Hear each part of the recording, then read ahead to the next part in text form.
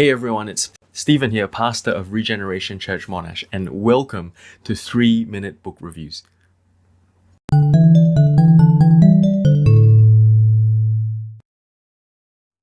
In his book Mere Christianity, C.S. Lewis famously calls pride the essential vice and the utmost evil. He says that pride leads to every other vice and is the complete anti-God state of mind. Now, whether or not you agree with Lewis that pride is this worst sin that is the source of all other sins, I hope you can agree that you do struggle with pride. I don't think I've ever met a person that doesn't struggle with pride, and if someone does say that they don't struggle with pride, they are probably self-deceived.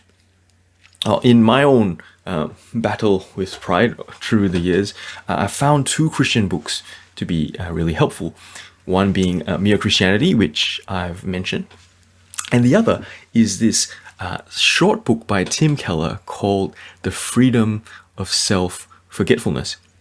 It's really short for a Keller book. It's under 50 pages, which is quite unusual because his books are normally 200 to 300 pages. And the reason being that this is actually based on a sermon of his. And the dead giveaway is that there are 3 chapters based on the 3 points of a sermon.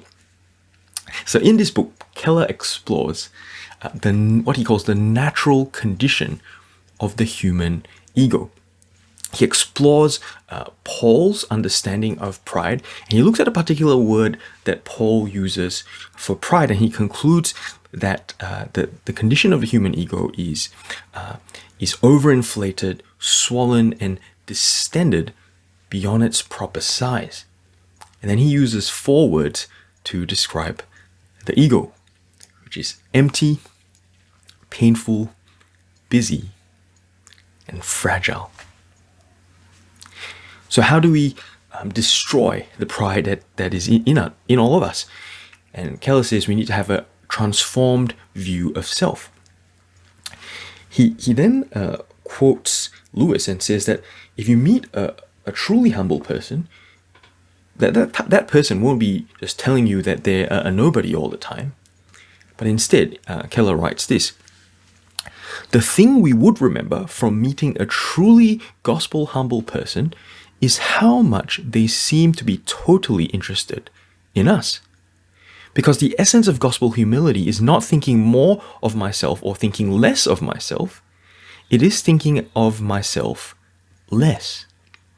Gospel humility is not needing to think about myself, not needing to connect things with myself. True gospel humility means I stop connecting every experience, every conversation with myself. In fact, I stop thinking about myself. The freedom of self-forgetfulness. The blessed rest that only self-forgetfulness brings. So how do we get this transformed view of self, the freedom of self-forgetfulness?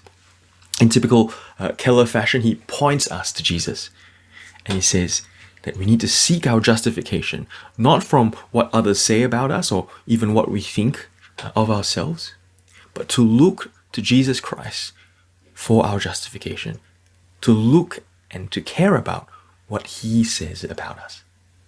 So I commend this book to you. I think it's well worth your time.